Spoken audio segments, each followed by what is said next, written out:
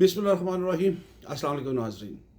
आज 2 दिन की गैर हाज़िरी की वजह सिर्फ यही है कि मेरी कुछ सेहत ठीक नहीं है और आज भी एक बहुत ही अर्जेंट मैटर के ऊपर आपके साथ वापस आया हूँ। सबसे पहले तो आपसे रिक्वेस्ट है कि दुआ कीजिएगा कि मेरी सेहत जो है वो जल्दी से ठीक हो जाए ताकि मैं पूरी एनर्जी के साथ आपको सर्व कर सकूं, पूरी एनर्जी के साथ लीगल टॉपिक हम डिस्कस कर सकें, पूरी एनर्जी के साथ मैं अपने लीगल कंटेंट आप लोगों के लिए बना सकूं ताकि आपको घर बैठे हुए तमाम लीगल सिचुएशन वो मिलती रहे।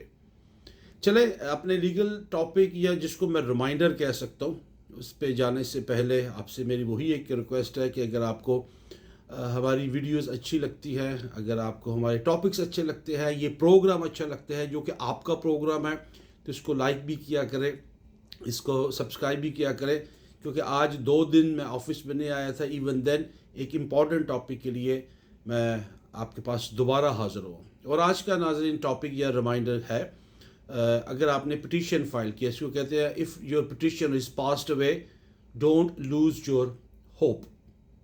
होता क्या है कि जब आपके आपके किसी भी पिटिशनर है, वो पिटिशनर आपके पेरेंट्स हो सकते हैं, वो पिटिशनर आपके हस्बैंड हो सकता है, सिबलिंग होते हैं। जब आपकी इमिग्रेशन की पिटिशन फाइल होती है और वो I-130 अप्रूव होने के बाद आपका केस चला जाता है नेशनल वीज़ा सेंटर के पास, और नेशनल वीज़ा सेंटर के अंदर अगर आपका केस पेंडिंग है और पिटिशनर जो है उसका इंतकाल हो गया, तो व्हाट टू डू। बहुत सारे लोग जो है वो समझते हैं कि अब सारी चीज़ें ख़त्म हो गई हैं।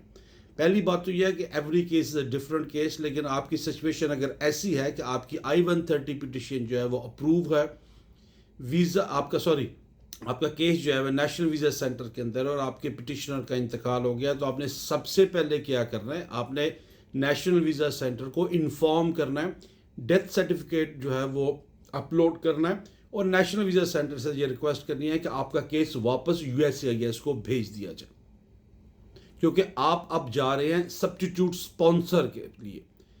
जो पिटिशनर है, कुछ लोग कहते हैं जी सब्स्टिट्यूट पिटिशनर कभी भी सब्स्टिट्यूट नहीं हो सकता, स्पॉन्सर सब्स्टिट्यूट हो सकता है। अगर आपकी पिटिशन जो है I-130 उसके अप्रूवल से पहले अगर पिटिशनर का इंतकाल होता है तो कहानी वहाँ पे ख़त्म हो जाती है। लेकिन अगर आपका पिटिशनर जिंदा था और आपकी I-130 पिटिशन अप्रूव थी और वह नेशनल वीज़ा सेंटर के पास गई थी, then you need to replace a substitute sponsor. जब वो केस आपका USCIS को भेजेंगे, फिर उसके बाद नेक्स्ट आपका स्टेप क्या होगा कि फिर आपने एक एप्लीकेशन डालनी है USCIS को और उनसे ये रिक्वेस्ट करनी है जिसको हम कहते हैं ह्यूमैनिटेरियन बेस के ऊपर रीइंस्टेटमेंट। वो आपका केस अप्रूव करेंगे और उसके बाद वापस नेशनल वीज़ा सेंटर को भेजेंगे। It's a very complicated, it's a very like required so many evidence requirement. हाँ, एक शॉर्टली मैं आपको ये बता सकता हूँ कि अगर आपका केस जो है वो नेशनल वीज़ा सेंटर के अंदर है और आपका पिटिशनर उसका इंतकाल हो गया, तो इवन देन आपका ग्रीन कार्ड का केस आगे चल सकता है। लेकिन उसके लिए बहुत ज़रूरी है कि आपको एक वकील की ज़रूरत होनी चाहिए। आप बग़ैर वकील के इतना लंबा और कॉम्प्लिकेटेड केस नहीं चला सकते हो। I-130 की अप्रूवल बहुत सालों के बाद आती है, डिपेंड करता है हु इज़ पिटिशनर।